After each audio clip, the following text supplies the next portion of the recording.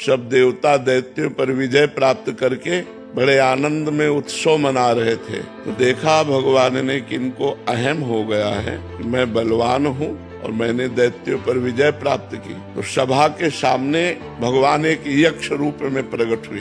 तो देवराज इंद्र ने देखा, बोले कोई भी देवता इनका परिचय लाकर हमें बताओ ये कौन प्रकट हुआ है। तो सबसे पहले वायुदेव प्रकट हुए। विश्व में वायुदेव से बढ़कर कोई बलवान नहीं। तो वायु देवता गए और कहा, यक्ष तुम कौन हो? तो उनका हम तो अपना परिचय बाद में बताएंगे, पहले आप बताएं आप कौन है। बोले मैं पवन हूँ, वायु। क्या है आप में क्षमता? तो उनका क्षमता ऐसी कि मैं पूरे त्रिभुवन को तिनके के समान उड़ा सकता हूँ। तो एक तिनका प्रकट किया और कहा उड़ा के दिखाओ। अब वायु देवता से तिनका उड़ाने की बात, वो तो ब्रह्मांड उड़ा दे, लेकिन तिनका नहीं उड़ा।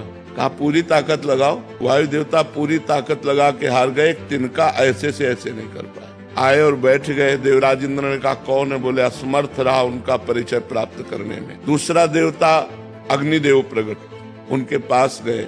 उनका आप कौन है? अग्नि। बोले आपकी सामर्थ? बोले त्रिभुवन को उपले की तरह जलाकर भस्म कर सकता हूँ। तो उसी तिनके को कहा तुम भस्म करके दिखाओ। तिनके की तरफ देखा, कुछ नहीं हुआ। पूरा पावर लगा दिया, कुछ नहीं हुआ।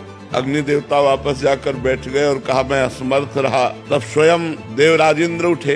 जे ही गए सो यक्ष अंतर ध्यान हो गए। यक्ष की जगह पर दुर्गा देवी प्रकट हुई और उनका, देवराज इंद्र तू इतना घमंडी है कि तू भगवान से बात करने का भी अधिकारी नहीं है। इसलिए भगवान अंतर ध्यान हो गए। वो यक्ष रूप में भगवान थे। तो इतना समझ ले, तेरे वायु देवता में इतनी सामर्थ्य नहीं कि तिनका उड़ा सके। अग्नि देवता में इतनी सामर्थ्य नहीं कि तिनके को भस्म कर सके। सब भगवान की सामर्थ्य से युक्त हो। घमंड मत करो। भगवान ही तुम्हारे अंदर अपनी सामर्थ्य प्रकट करते हैं, तब तुम अपना कार्य कर सकते हो।